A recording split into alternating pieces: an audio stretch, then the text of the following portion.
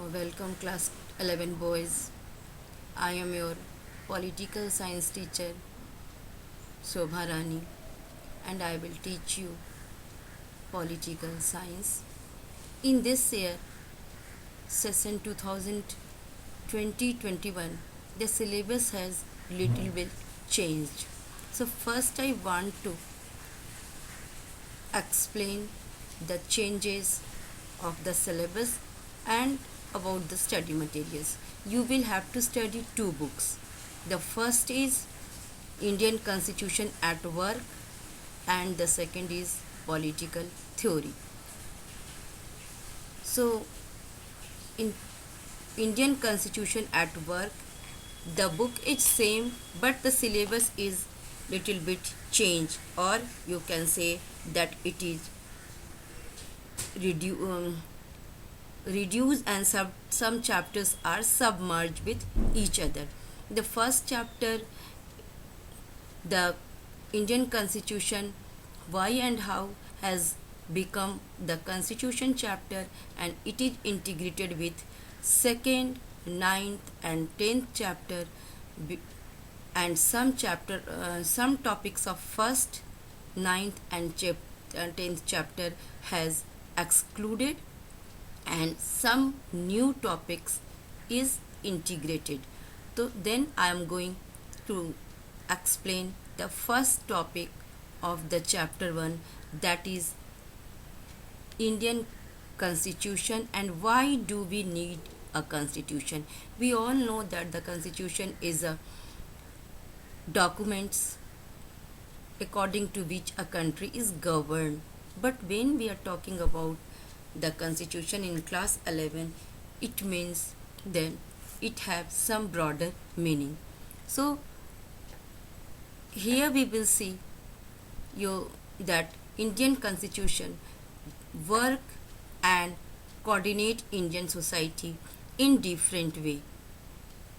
So it is categorized under four topics. The first one is Indian constitution coordinate, allow coordination and assurance. How it coordinate and assure? Here I want to say that we all know that India is a diverse society, and we can see many type of differences in our society on the basis of everything. Then how government will coordinate with it? It is a big question mark. So for this it is very necessary that there should be a feeling of oneness, and this oneness created by our constitution by different ways. It try to secure every individual in the society, and it maintain that each and every society unit of the society understand them as a equal part of the society. It try to and it does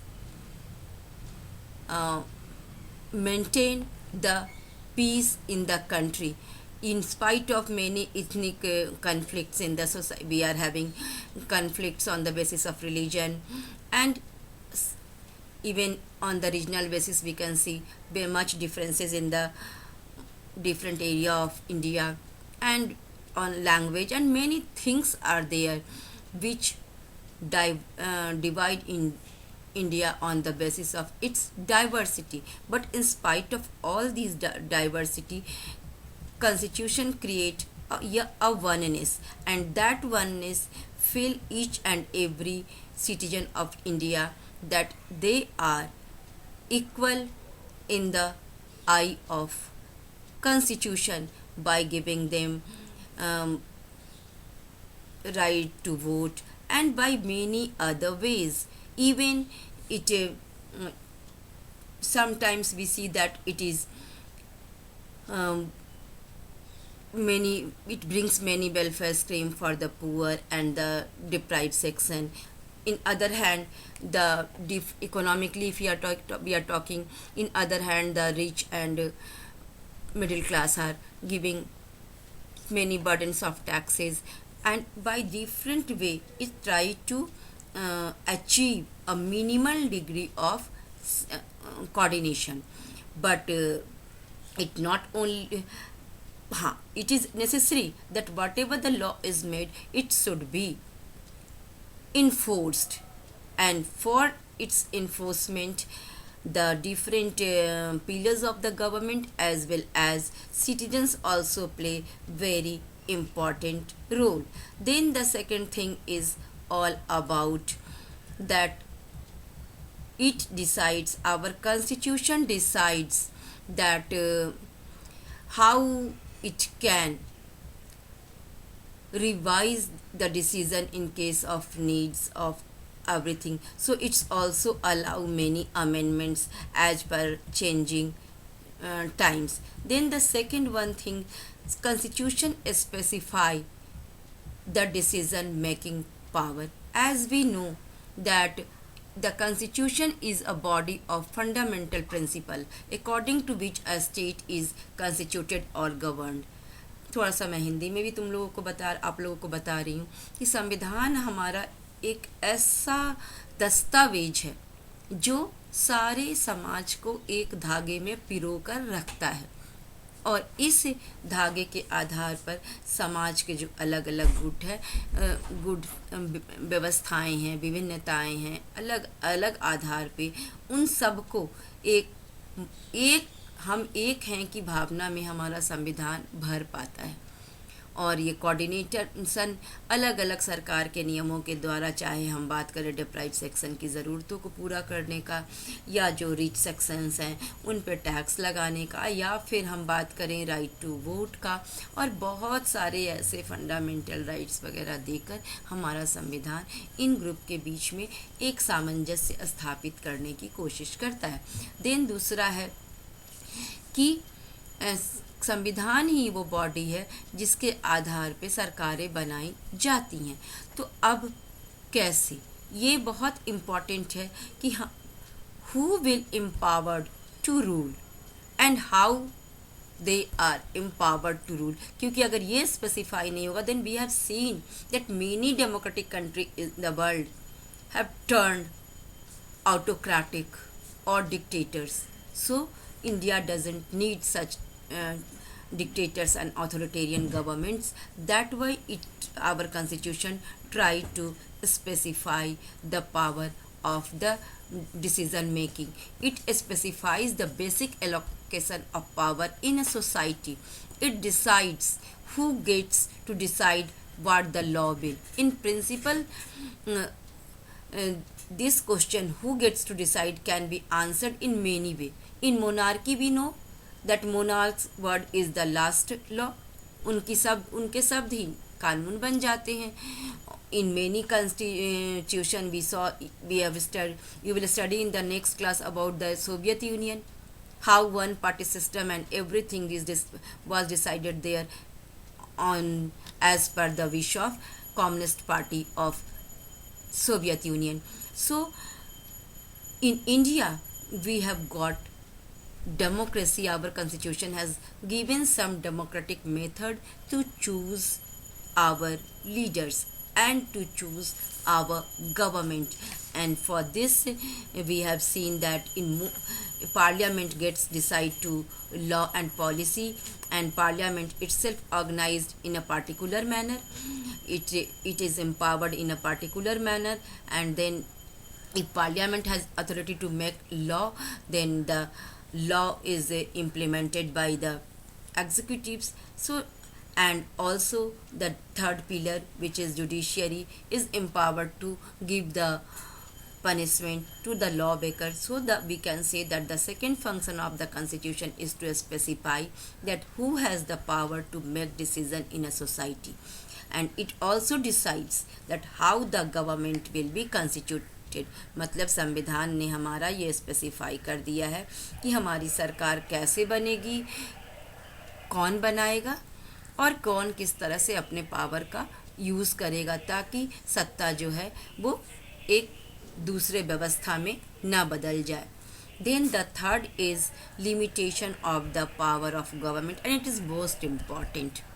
I want to say you, because we all know that in a democracy, the people give its power and the resource of the government confined in the hand of government. So if there will no limits in the government's power, they can misuse, and we saw in the history, uh, in many parts of the world, like in Libya, in Egypt, or many other places, that the democratic leaders turned into autocratic or dictators. So it is very much necessary. Then the question is that how our constitution maintain this, that the putting the limits on the government. So here I want to tell you about the fundamental rights of the Indian people. So constitution limits the power in many ways, and the most common way of limiting this power of the government is to specify certain fundamental rights to its citizens. And as the this as the citizen of India does not get exploited by the government, मतलब government उनके power उनको exploit ना कर सके, इसलिए संविधान ने यहाँ पे लोगों को एक बेसिक रूल ऑफ राइट्स दिया है. Citizen will be protected from Bing arrested arbitrary, और इसके आधार पे किसी भी सिटीजन को सरकार इसी तरह से बेवजह का उनको आर्बिट्ररी अरेस्ट नहीं कर सकती है. मतलब अगर वो डिसेंट करते हैं, अगर वो अपना डिसेंट शो करते हैं, एक्सप्रेस करते हैं फ्रीडम ऑफ स्पीच, तो उन पे बेवजह की सरकारें उन पे रोक नहीं लगा सकती है, कोई कार्रवाई नहीं कर सकती. सिविल लिबर्टीज़ यहाँ अलाउ करती है, freedom of speech, freedom of association, freedom to conduct trade and business. तो in this way we can say that the fundamental rights put a control on the power of government, and there are some other provisions like the check and balance. And according to this check and balance, different organs of the government put check on each others. And then the aspirations and goal of a society. What does we mean is in aspirations of the goal of the society? When we are talking about the aspirations and goal of the society, it means that constitution allocate decision making power, and it also setting some limits of the government. So it is very much necessary that constitution also fulfill and the aspiration of the people, that the people in the country feel satisfied and they have a belongingness towards their government and the nation, कि ये हमारी सरकार है, हमें इसके साथ चलना है, हमें इसके साथ बेयर करना है. जैसा कि आप लोग इस पैंडमिक की स्थिति में देख रहे हैं कि we are with our government due to our own reason, we know that it is. But अगर सरकार यही सरकार लोग को असंतुष्ट करेगी तो लोग सब भूल जाते हैं, क्योंकि उनको तब क्या लगता है कि ऐसे भी तो मर रहे हैं, ऐसे भी सरकार हमारी इच्छाओं को पूरी नहीं करी, तो ठीक है इसका विरोध करना चाहे जैसे, इसके लिए हमें जो भी कीमत चुकानी पड़े. तो it is very much necessary for a government that it create a satisfaction in the society, that people get satisfied. So how Indian constitution ensure this? As we know that Indian society was a society which have very deep entrenched inequality in the various kinds. We can talk here about the gender based equality, we can talk about the great inequality on the basis of caste. So many people were in the Indian society was deprived from even for their basic needs. So it is very much necessary for India that Indian government ensure and manage this discrimination in such a way that every people will feel satisfied and equal. So it was very much necessary कि कैसे भी होकर हमारी जो जाति के आधार पर caste discrimination है उसको दूर करना, क्योंकि भारत में ये बहुत इस कारण से बहुत ज़्यादा डिससेटिस्फैक्शन था, असंतोष था भारतीय सोसाइटी में। और भारत के लोग तो यहाँ पे सबसे ज़्यादा ज़रूरी था भारत में कि एक समानता लोगों के बीच में आए, और ह्यूमंस जो मतलब पिछड़े लोग थे, जो गरीब थे, और इवन जो जाति व्यवस्था के सबसे निचले सोपान पे जो लोग थे, वो भी ये फील करे कि उनका भी मिनिमम डिग्निटी है और सेल्फ रिस्पेक्ट है। मिनिमम डिग्निटी और self respect her human being चाहता है।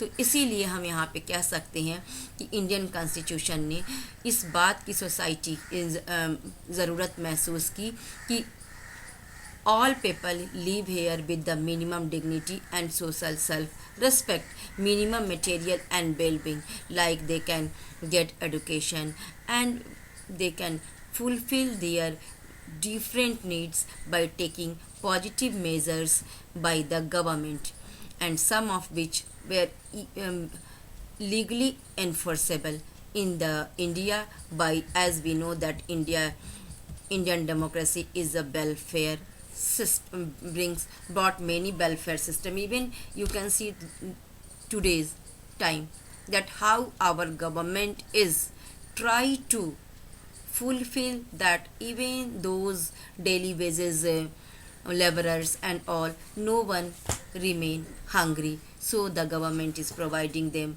by under different policies, money and food grains that they. So these are the aspiration from of the people from the its government, and our Indian preamble support a lot, because हमारे preamble में जो बातें लिखी हैं वो हमारे constitution का एक आईना है, और उसी आईना के आधार पर हम उसको ही अगर हम अच्छे से समझते हैं तो हमें समझ में आता है कि हमारे कॉन्स्टिट्यूशन का मेन फंक्शन क्या है। सो फंडामेंटल राइट और डिफरेंट जो directive principles of the state policy के द्वारा सरकार बहुत हद तक हमारे एस्पिरेशंस को फुलफिल करती है, then we can say that the fourth function of the constitution is to enable the government to fulfil the aspiration of the society and create condition for the just society.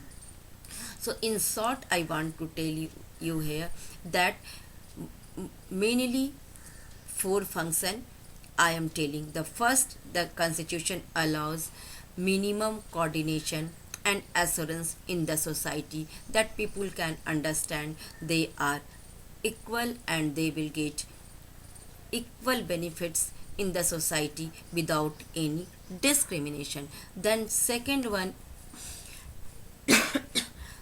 then when we are talking about the second function of the government, so the second function of the government is it ensure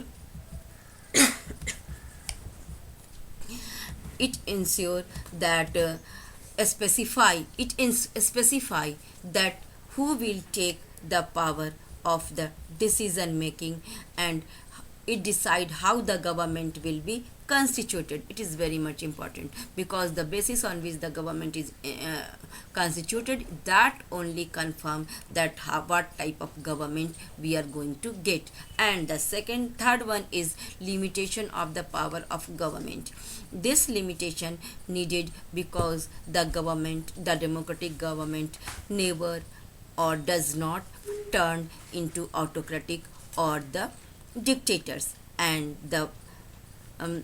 it is very much necessary, and government, our constitution provide it by various way, and one of which is the enforcing fundamental right, and the fourth function is fulfilling the aspirations and goal of the country.